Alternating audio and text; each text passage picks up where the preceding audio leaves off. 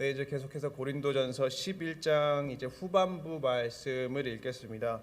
지난주에는 고린도전서 11장을 읽기를 시작하면서 그 11장, 12장에 있는 일어나는 문제들이 이제 교회 안에 있는 공적인 상황에서, 그러니까 이제 예배라든지 성찬식이라든지 예배 가운데 다양한 은사들을 어떻게 사용해야 하는가라는 그런 이제 공적인 상황에서 일어났던 문제들을 사도 바울이 이제 하나하나씩 다루기 시작했는데요. 그러면서 이제 지난주에 읽었던 11장 그 첫 번째 부분을 다시 한번 생각해 봤을 때 이제 사도 바울이 예배에 관한 질서를 말하지 않았습니까? 그러니까 이것은 이제 고린도 교인들이 이제 복음이 주어진 자유를 가지고 어떤 성도 간에 함께 덕을 세우는 것이 아니라 이제 그것을 어떻게 보면 약간 방종으로 이해를 함으로써 예배의 질서를 무너뜨렸던 것을 볼 수 있었습니다. 이제 이 문제가 이제 특정한 여성 교인이 이제 공적인 예배에서 머리를 이제 수건으로 가리지 않고 이제 기도를 하고 또는 이제 예언을 했었다는 것인데, 이러한 행동이 이제 사회적으로 의미했던 것이 이제 머리에 수건을 가리지 않았다는 것이 내가 이제 창기라는 것을 나타내는 것이었고, 또는 이제 자신의 남편을 사람들이 보는 앞에서, 모든 성도들이 보는 앞에서 대놓고 이제 무시하고 약간 업신여긴다는 뜻을 가지고 있었기 때문에 되려 이제 그러한 행동을 인해서 그런 그 교회 공동체가 피해가 되고 또 이제 복음을 해하게 했다는 것입니다. 그러니까 예를 들어서 우리가 사회를 살아가다 보면 이제 길거리를 지나가다 보면은 지나치게 노출이 심한 옷을 입고 다닌다든지 아니면은 또는 그 상황에 맞지 않는 행동을 하는 것을, 그런 사람들을 볼 때 눈을 찡그리지 않습니까? 약간 왜 저 사람은 왜 저렇게 입고 다니지? 왜 저런 행동을 하고 다니지? 난 이러한 생각이 드는 경우가 많은데, 그러한 똑같은 일이 교회 안에서 나타났다는 것입니다. 그러니까 사도 바울이 11장 그 초반부에서는 남자든지 여자든지 하나님은 무질서의 하나님이 아니시고 질서의 하나님이시기 때문에 서로를 존중하고 각자의 위치를 존중함으로써 예배 가운데 하나님께 영광을 돌리라고 권면을 하는데요. 어떻게 보면은 이것이 우리 모두에게도 너무나 중요한 것이, 예배뿐만이 아니라 어떤 개인의 성도와 하나님과의 1대1 관계에 있어서도 성도들은 올바른 질서와 자신의 그 어떤 위치를 잘 알고 있어야 한다는 것입니다. 그러니까 제가 이 말씀을 드리는 것이, 우리가 이제 대부분 하나님은 누구십니까? 하나님은 어떠한 분이십니까? 라고 이제 말을 할 때 굉장히 무수한 표현 방법이 있지 않습니까?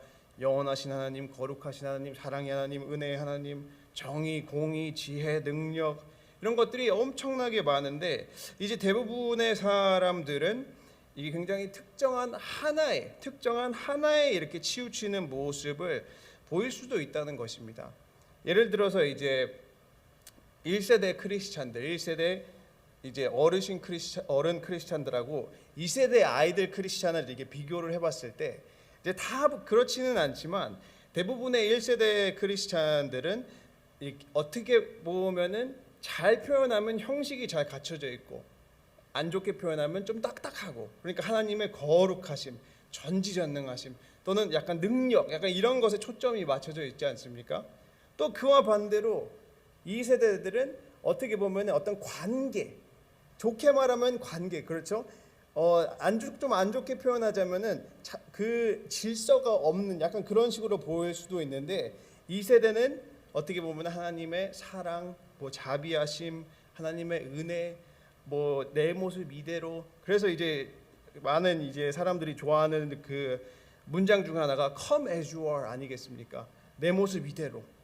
근데 우리가 이제 고린도전서 11장에서 말하는 질서를 우리의 신앙과 또는 그리고 하나님과의 관계에 연결을 했을 때 너무 한쪽으로 이렇게 치우치면은 안 된다는 것입니다. 마치 우리가 하나님을 아버지라고 고백을 하면서 굉장히 퍼스널한, 그러니까 마치 내 아버지 같은 또는 내 어머님과 같은 그런 거리가 없는 관계를 가지고 있음과 동시에, 그렇죠? 그 동시에 하나님의 거룩하시고 예수 그리스도의 머리 되심을 인정하고, 그 말씀의 무게를 인정함으로써 질서가 잘 잡힌 어떤 균형이 있는 그런 믿음 생활을 해야 한다는 것입니다. 한쪽으로 이제 치우치지 않는 믿음이 결국에는 그 건강한 공동체와 이제 교회를 세운다는 것인데, 오늘 이제 읽은 말씀도 어떻게 보면은 사도 바울이 주의 만찬이라는 주제를 가지고 건강한 공동체를 권면하고 있는 것입니다. 오늘 말씀은 어떻게 보면은 대부분의 성도님들이 많이 아시는 말씀이시지 않습니까? 1년에 최소 한 달에 한 번씩은 이제 성찬식 때 들으시는 굉장히 익숙한 말씀입니다. 이제 성찬식을 할 때 성찬을 집례하시는 이제 목사님께서 그 시작하시기 전에 주 예수께서 잡히시던 밤에 떡을 가지사 축사하시고 떼어 이르시되 이것은 너희를 위하는 내 몸이니, 또 그리고 식후에 그와 같이 잔을 가지고 이르시되 이 잔은 내 피로 세운 새 언약이니 이것을 행하여 마실 때마다 나를 기념하라 하셨으니 라고 이러한 말씀을 하시면서 그 성찬의 의미, 그리고 성찬을 받기 전에 어떻게 보면 성도가 이제 점검해야 하고 지켜야 하는 마음가짐을 되새기도록 이 말씀을 항상 읽으시지 않습니까? 근데 이 말씀을 처음에 원래 사도 바울이 말했을 때는 사도 바울이 성찬식이 무엇인가를 정의하려는 목적이 아니었다는 것입니다. 그러니까 이 말씀이 고린도 교인이 사도 바울님 성찬식이 뭐예요? 라고 물어본 질문에 대한 답을 한 것이 아니라 성찬식을 가지고 더 자세히 주의 만찬을 가지고 고린도 교회의 공동체를 깨고, 그렇죠? 그 공동체를 깨고 지금 문제를 일으키는 것을 보였기 때문에 사도 바울이 지금 그 문제를 중재하려고 하면서, 그렇죠? 그 문제가 있었기 때문에 성찬식의 의미를 다시 한번 이제 말하게 되는 것입니다. 그러면서 이제 오늘 간략하게 그 문제가 무엇이었는지를 보겠습니다. 이제 먼저 17절에서는 내가 명하는 이 일에 너희를 칭찬하지 아니하나니 이는 너희의 모임이 유익이 못되고 도리어 해로움이라. 그러니까 일단 17절부터 봤을 때 이것은 사도 바울이 생각하기에도 엄청나게 심각한 문제라는 것을 알 수 있습니다. 왜냐하면은 우리가 11장 그 2절을 처음에 봤을 때 사도 바울은 먼저 칭찬을 하지 않습니까? 고린도 교인들을 칭찬을 합니다. 2절에서 내가 너희에게 전하여 준 그 전통을 지킴으로 너희를 칭찬하노라 라고 하면서 어떻게 보면은 예배의 질서를 무너뜨리는 큰 문제를 가지고도 사도 바울은 먼저 칭찬의 말로 시작을 합니다. 그러나 17절에 딱 이르고 나서 새로운 주제를 가지고 사도 바울이 말하기 시작하면서 이것은 정확하게 너희를 칭찬하지 아니하나니라고 말하면서 사도 바울이 생각했을 때, 또 우리 모든 성도님들이 생각했을 때 이 특정한 고린도 교인이 일으킨 문제의 어떤 무게가 이번에는 다를 수도 있다는 것을 말을 하면서 시작을 하고 있습니다. 그러니까 그만큼 심각한 문제라는 것을 말하는 건데, 그러면서 사도 바울은 18절 19절에서 먼저 너희가 교회에 모일 때에 너희 중에 분쟁이 있다 함을 듣고 어느 정도 믿거니와 너희 중에 파당이 있어야 너희 중에 옳다 인정함을 받은 자들이 나타나게 되리라 라고 하게 됩니다.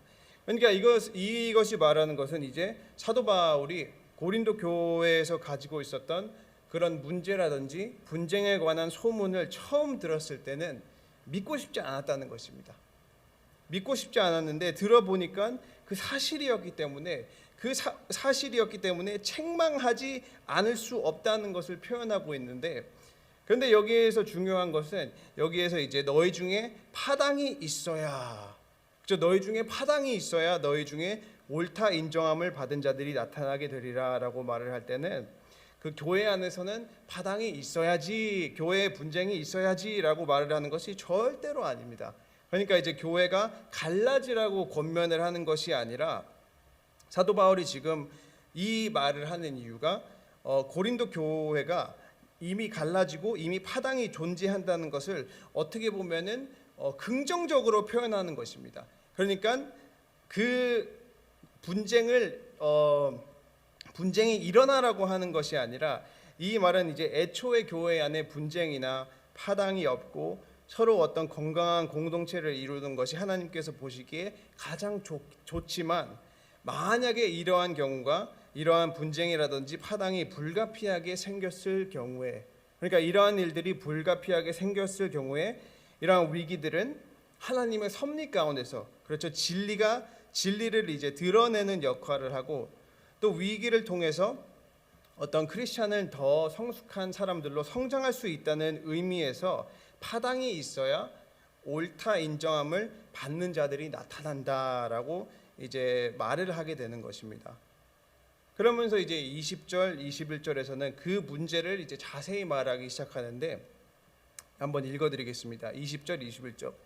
그런즉 너희가 함께 모여서 주의 만찬을 먹을 수 없으니 이는 먹을 때에 각각 자기의 만찬을 먼저 갖다 먹으므로 어떤 사람은 시장하고 어떤 사람은 취함이라.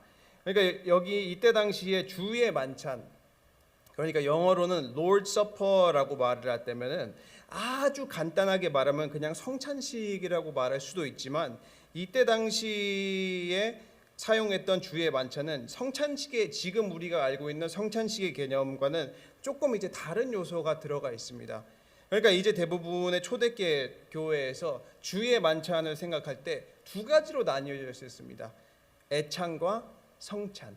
그러니까 love feast, 함께 음식을 먹고 교제를 나누고, 그리고 예배를 드리고 난 뒤 성찬식에 함께 이렇게 참석을 하는 것이 그것을 통틀어서 이제 주의 만찬으로 표현을 했는데요. 이제 그때 당시 이제 초대교회에 어떤 교회 공동체가 모일 때 대부분 이제 하루 일과를 다 마치고 일을 끝나고 저녁 시간에 모이는 경우가 많았습니다. 그렇기 때문에 일 끝나고 이제 배가 고프니까 애찬을 먼저 함께 한 뒤, 그러니까 서로 밥을 먹고 음식을 나누고 서로 교제를 나눈 뒤에 예배를 드리면서 오늘날 우리가 알고 있는 성찬식을 이제 가지게 되는 것입니다. 그러니까 이제 애찬이라는 것을 할 때는 오늘 우리가 이제 뭐 누구는 밥을 가지고 오고, 누구는 김치를 가지고 오고, 누구는 다른 반찬을 가지고 오고, 누구는 이제 국을 가지고 와서 함께 먹고 이렇게 나누면서 거룩한 성도의 교제를 이렇게 나누고 이제 펠로우십, 교제를 한다는 것이 애찬이라는 것인데, 그러니까 이제 초대교회의 모습을 사도행전을 보면은 잘 나오지 않습니까? 그 애찬에 관해서 잘 말하는 그 구절이 사도행전 2장 46절인데, 여기에서 날마다 마음을 같이하여 성전에 모이기를 힘쓰고, 그렇죠, 매일 성전에 모이기를 힘쓰고 집에서 떡을 떼며 기쁨과 순전한 마음으로 음식을 먹고, 그리고 하나님을 찬미하여 또 온 백성에게 칭송을 받으니 주께서 구원받는 사람을 날마다 더하게 하시니라. 그러니까 이러한 것처럼 성도가 함께 주의 만찬이라는 것을 통해서 음식을 먹고 서로 나누고 하나님을 예배하고 또 예수 그리스도의 몸과 피와 살과 피를 나누면서 어떻게 보면은 세상과 다른 모습으로 살아가는 것이 참된 주의 만찬의 의미고, 또 모든 교회가 가지고 있어야 하는 모습이라는 것입니다. 근데 여기에서 중요한 것은 오늘날 우리가 교회에서 갖는 성찬식은 이제 교회에서 일괄적으로 전병과 포도주를 동일하게 준비하지 않습니까? 모든 사람들이 이제 공평하게 받을 수 있도록. 그러나 이제 대부분 초대교회에서는 예배에 참석하는 각자가, 그렇죠, 예배에 참석하는 자가 자신이 먹는 애찬이라든지 또는 자신이 사용할 빵과 또는 이제 포도주를 직접 가지고 오게 됩니다. 그리고 이미 아시는 것처럼 고린도 교회에는 굉장히 다양한 사람들이 있지 않았습니까? 부자도 있었고, 가난한 사람들도 있었고, 자유인도 있었고, 노예도 있었고, 배운 사람들도 있었고, 그러지 못한 사람들도 있었고. 근데 여기에서 문제가 딱 시작되는 게, 만약에 신분이 자유로운 사람이라든지 좀 돈이 있던 사람이라든지 이제 권력이 있었던 사람들은 시간 여유가 있는 거예요. 어느 정도 마음의 여유가 있고 시간에 대한 여유가 있으니까 일찍, 그렇죠, 그 모임에 일찍 아니면 좀 시간에 맞춰서 이제 참석을 할 수 있는 거예요. 왜냐하면 일을 하지 않고 이제 부리는 입장에 있다 보니까 그러한 여유가 있는데, 그와 반대로 만약에 노예라든지 종의 신분을 가지고 있었던 사람이라든지 아니면은 가난한 성도들이라든지 그러한 사람들은 자신이 아무리 예배에 일찍 가고 싶어도 지금 내가 노예로서 누군가에게 종속되어 있는 처지였기 때문에 갈 수가 없는 거예요. 일을 해야 하니까 가고 싶어도 갈 수가 없는 거예요. 그리고 또 만약에 한 집에 그 주인과 한 집의 하인이 교회를 같이 다니게 되면은 모임은 같이 가게 돼요. 근데 그 하인은 성도이면서도 하인이기 때문에 자기와 함께 간 주인의 시종을 들지 않습니까? 그렇다 보니까 식사를 못하고 또 밥을 못 먹는 경우가 생기는 거예요. 그러니까 이러한 차이들이 딱 있었는데, 근데 만약에 여기에서 먼저 온 고린도 교인들이, 그런 어떤 기득권을 가지고 있었던 사람들이, 마음에 어떤 금전적인 그런 여유가 있었던 사람들이 기다려줬으면은 모두가 함께 애찬과 성찬을 나누면서 진짜로 이제 사도행전 2장 46절이 말하는 일이 이루어졌을 텐데 안 기다려줬다는 거예요. 먼저 온 사람들은 오자마자 자기들끼리, 그러니까 먼저 모인 사람들끼리 남을 생각 안 하고 거기에 있는 음식들을 다 먹고 다 마시고, 또 그 교회에 있는 사람들은 권력이 있고 또 돈이 있는 사람들의 비위를 맞춰주려고 하고, 그쵸? 이 말씀이 말하는 것은 심지어 어떤 사람들은 취할 때까지도 자신을 못 지키고 그 먹으려고 하는 욕심을 채우고 있었던 것이에요.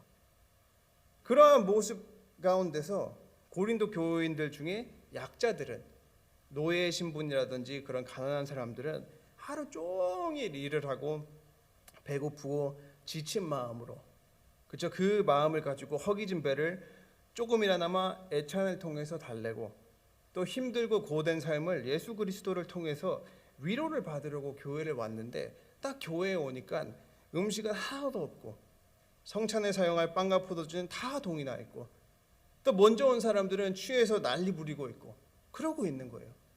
얼마나 마음에 그 상심이 크겠어요.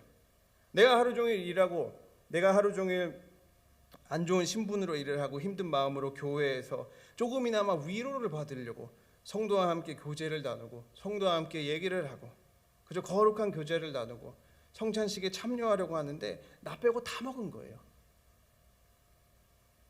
이것을 통해서 그러한 그 고린도 교인들의 약자들의 마음은 다 무너지고, 그저 불평과 원망이 쌓이게 되고, 어떻게 보면은 교회와 세상의 차이가 없어지게 되는 것이 아니겠습니까?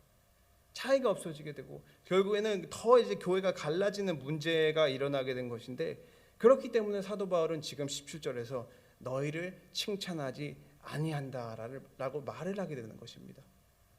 그러면서 20절에서는 그런즉 너희가 함께 모여서 주의 만찬을 먹을 수 없으니 라고 말을 하는데, 이 20절이 그 헬라어가 가지고 있는 그 원뜻은 남을 무시하고 이기적인 행동을 하는 그 사람들은, 그러니까 먼저 먹은 사람들은 주의 만찬에 참여할 수 있는 자격이 없을 뿐만이 아니라, 또 그 사람들이 생각하는 그 만찬은 세상에서 그냥 밥 먹는 것과 다를 것이 없다는, 그러니까 그냥 단순한 먹고 마심과 다를 것이 없다는 것을 지금 사도 바울은 말을 하고 있는 것입니다.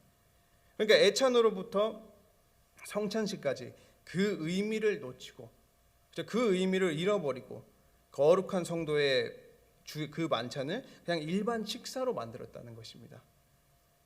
철저하게 어떻게 보면 개인적인 욕심과 철저하게 이기적인 행동을 통해서 부자와 가난한 자를 나누게 되고, 강한 자와 약한 자를 나누게 되고, 그러니까 사도 바울이 강력하게, 그러면 너희와 세상이 다른 것이 무엇이냐? 그러면서 이 사도 바울이 22절에서 너희가 먹고 마실 집이 없느냐? 너희가 하나님의 교회를 업신여기고 빈궁한 자들을 부끄럽게 하느냐? 내가 너희에게 무슨 말을 하랴? 너희를 칭찬하랴? 이것으로 칭찬하지 않노라.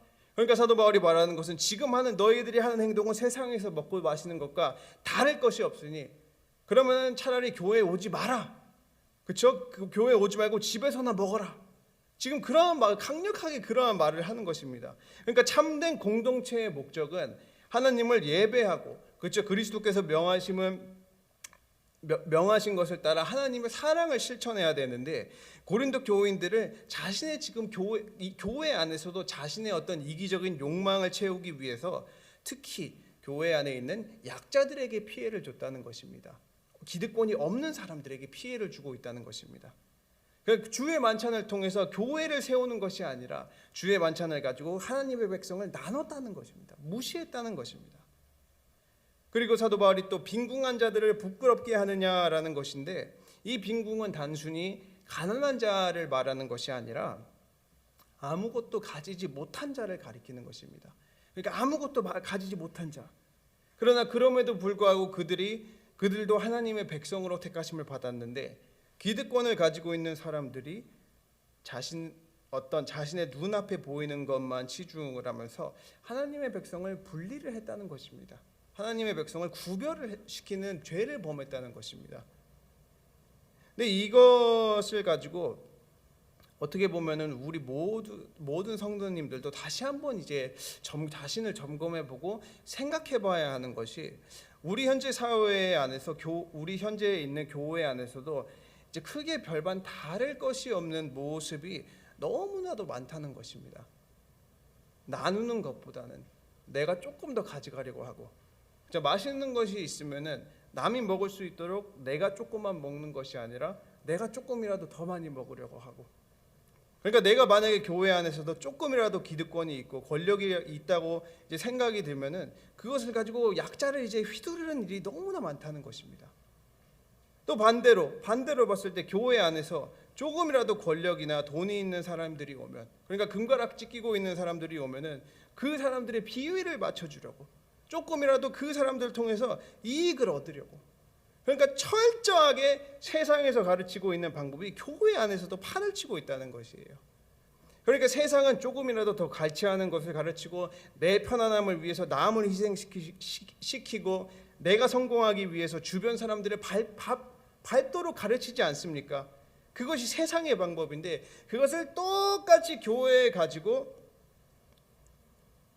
똑같은 행동을 했기 때문에 교회를 무너뜨리고 주의 만찬의 참된 의미를 망가뜨리고 있다는 것입니다. 우리 사랑하는 친구교회 성도님들은 혹시 어떠한 모습을 가지고 계십니까? 내가 조금이라도 더 가지시려고 하십니까? 아니면 남에게 조금이라도 더 베푸려고 하십니까? 교회를 다니시면서 참된 주의 만찬의 의미를 알고 계십니까? 아니면 교회라는 그런 공동체라든지 교회에서 있는 성도 간의 거룩한 교제를 가지고 자신의 배를 채우시고 계십니까? 다시 한번 이 점검해보고 생각해봐야 하는 것입니다. 개인적인 얘기를 조금 이제 드리자면, 이제 주일날 항상 일부 예배가 끝나면은 어떠한 분이 너무나 이제 감사하게도 저에게 떡을 조금씩 챙겨주십니다. 일부 예배가 끝나면은. 근데 저는 이제 사실 이제 그 떡을 한 번 아니면은 2번 빼고는 먹은 적이 한 번도 없습니다. 매주 떡을 받아요. 어떠한 분한테 너무 감사하게도. 근데 그 떡을 가지고 한 번, 2번 빼고는 먹은 적이 한 번도 없는데, 이제 그것이 제가 떡이 싫거나 이제 배가 불러서 먹지 않는 것이 아닙니다. 그러니까 저도 떡을 너무나 좋아해요. 그리고 그 시간이 이제 한 11시 되면은 일찍 일어나니까 배가 너무 고픈데, 근데 꼭 이제 제가 맡은 중고등부 애들 중에서 아침을 안 먹고 오는 애들이 있어요. 아침을 안 먹고 맨날 밥 먹었냐고 물어보면 맨날 안 먹었대요. 그러니까 그 떡을 받았는데 저도 사실 배가 너무나 고픈데 걔네들을 위해서 제가 항상 떡을 안 먹고 가지고 있다가 교회에 오면은 그냥 줘요.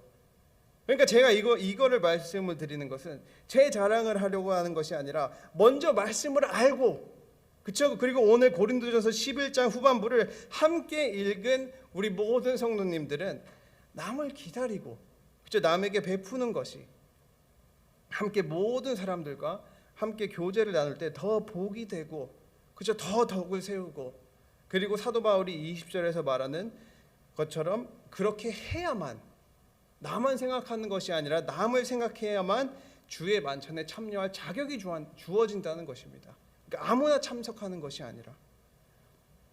이러한 배경 가운데서 사도 바울은 다시 한번, 그저 처음으로 말하는 것이 아니라 다시 한번 23절과 29절을 23절 그리고 29절을 통해서 성찬식의 의미, 참된 의미를 다시 한번 말하게 되는 것입니다. 그렇기 때문에 이런 문제가 있었기 때문에 다시 한번 말하게 되는 것입니다. 길지만 제가 다시 한번 읽겠습니다. 내가 너희에게 전한 것은 주께 받은 것이니 곧 주 예수께서 잡히시던 밤에 떡을 가지사 축사하시고 떼어 이르시되 이것은 너희를 위하는 내 몸이니 이것을 행하여 나를 기념하라 하시고 식후에 또한 그와 같이 잔을 가지시고 이르시되 이 잔은 내 피로 세운 새 언약이니 이것을 행하여 마실 때마다 나를 기념하라 하셨으니 너희가 이 떡을 먹으며 이 잔을 마실 때마다 주의 죽으심을 그가 오실 때까지 전하는 것이니라. 그러므로 누구든지 주의 떡이나 잔을 합당하지 않게 먹고 마시는 자는 주의 몸과 피에 대하여 죄를 짓는 것이니라. 사람이 자기를 살피고 그 후에야 이 떡을 먹고 이 잔을 마실지니 주의 몸을 분별하지 못하고 먹고 마시는 자는 자기의 죄를 먹고 마시는 것이니라. 아멘. 그러니까 이 말씀에 무수히 엄청나게 주옥 같은 중요한 것들이 너무나도 많은데 오늘 문제와 관련된 것 한 두 가지만 나누겠습니다. 먼저 27절. 그러므로 누구든지 주의 떡이나 잔을 합당하지 않게 먹고 마시는 자는 주의 몸과 피에 대하여 죄를 짓는 것이니라. 그러니까 이제 사도 바울이 이것을 말하는 것과 또 고린도 교회가 가지고 있었던 문제를 연결을 시켰을 때 주의 만찬의 참 뜻을 무시하고, 그러니까 그 먼저 와서 먹은 사람들을 의미하는 거죠. 주의 만찬을 가지고 자신의 배를 채우는 사람들은 주의 떡이나 잔을 합당하지 않게 먹고 마셨다는 것입니다. 그러니까 이것이 그 먼저 고린도 교회에서 먼저 온 사람들이 어떤 그 강한 사람들이 약한 사람에게만 잘못을 한 것이 아니라 지금 예수 그리스도에게 잘못을 했다는 것을 말하고 있는 것입니다. 예수 그리스도의 몸과 피에 대하여 죄를 짓는 것이니, 그러니까 이것은 형제 자매에게, 내가 교회에 있으면서 내 형제와 내 자매들에게 그 죄를 짓게 하는 것은 예수 그리스도께 죄 짓는 것과 똑같다는 것입니다. 그렇기 때문에 성찬에 참여하는 모든 성도님들은 철저하게 28절처럼 사람이 자기를 살피고, 사람이 자기를 살피고 내가 지금 올바른 하나님과 이웃과의 관계를 가지고 있는가, 그렇죠? 내 몸을 살핀다는 것이 경건한 척을 하는 것이 아니라, 거룩한 척을 하는 것이 아니라, 혹시 내가 지금 나의 기득권을 가지고, 내가 더 안다는 것을 가지고, 내가 더 가지고 있다는 것을 가지고 남에게 피해를 주고 있지는 않는가라는 것이 자기를 살핀다는 것입니다. 그리고 두 번째는 29절. 주의 몸을 분별하지 못하고 먹고 마시는 자는 자기의 죄를 먹고 마시는 것이니라. 그러니까 성도는 성찬에 참여할 때 주의 몸을 분별해야 한다는 것입니다. 이 말은 그 의미를, 그 주의 만찬이 가지고 있는 참된 의미를 마음에 새기면서 성찬에 참여하라는 것입니다. 어떻게 보면 공교롭게도 이번 주 토요일 날 성찬식을 하게 되지 않으십니까? 그러니까 그냥 단순히 매달 첫 주가 되었기 때문에, 매달 토요일이 첫 번째 토요일이 되었기 때문에 성찬식에 그냥 막연히 참여하는 것이 아니라 진심으로 내 자신을 돌보고 내 몸을 돌아보고 주의 몸을 분별하고 그 참여함이 무엇을 의미하는 것인지를 되돌아보시고, 그렇죠? 그 참여함을 통해서 그리스도께서 받으신 고난에 대해서 감사하고 또 그리스도와 함께 한 몸이 된다는 것을 기억하는 것이 그 성찬에 대한 참된 의미와 중요성을 깨닫는 것입니다. 그러면서 이제 사도 바울은 33절, 34절에서 이제 그 문제에 대해서 마무리를 짓게 됐는데 또 읽어드리겠습니다. 그런즉 내 형제들아, 먹으러 모일 때 서로 기다리라. 만일 누구든지 시장하거든 집에서 먹을지니 이는 너희의 모임이 판단받는 모임이 되지 않게 하려 함이라. 그 밖의 일들은 내가 언제든지 갈 때에 바로 잡으리라. 그러니까 나 혼자 누리는 것이 아니라, 하나님께서 주신 좋은 것들을 나 혼자만 누리는 것이 아니라 모든 성도가 함께, 부자든지 가난한 자든지 자유인이든지 노예든지 모든 사람들이 함께 주의 만찬에 참여할 수 있도록 하라라고 권면을 하게 됩니다.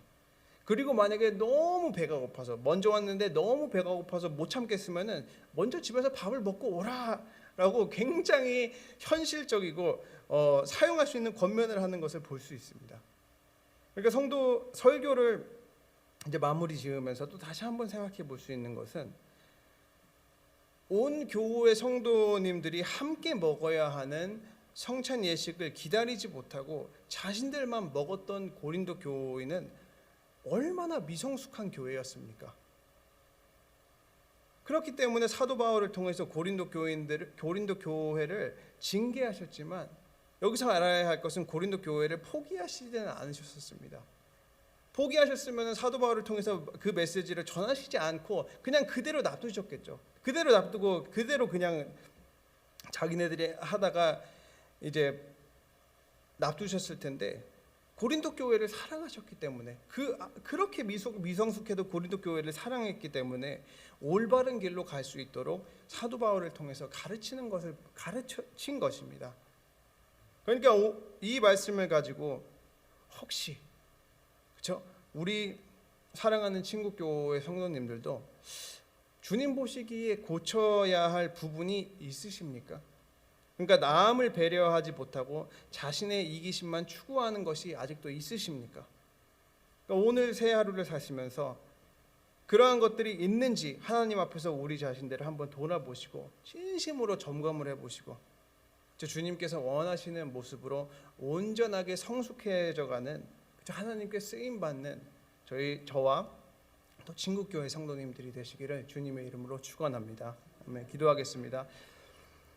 사랑의 하나님, 감사합니다. 주님, 오늘 말씀을 통해서 우리가 다시 한번 생각해 보는 것은, 혹시 우리가 교회 안에서도 나의 욕심과 나의 이기심만을 추구하지 않았나라는 것을 다시 한번 점검해 보기를 원합니다.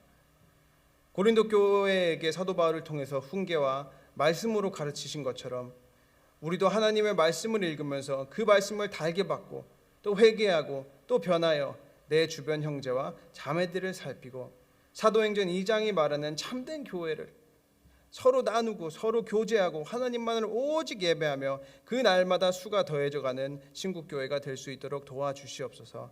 주님, 특별히 몸이 아프신 환우들을 위해서 기도합니다. 김영만 장로님과 이창근 집사님의 많은 분들, 하나님께서 함께하여 주시고 하나님께서 추운 날씨 가운데서도 보호하여 주셔서 속히 회복되고 속히 함께 예배를 드릴 수 있도록 도와주시옵소서. 주님, 이제 남은 시간 기도할 때 각각 성도님들이 가지고 계신 모든 기도 제목 은혜 가운데서 이루어질 수 있도록 하심에 감사드립니다. 감사드리며 사랑하며 예수님 이름으로 기도드렸습니다. 아멘.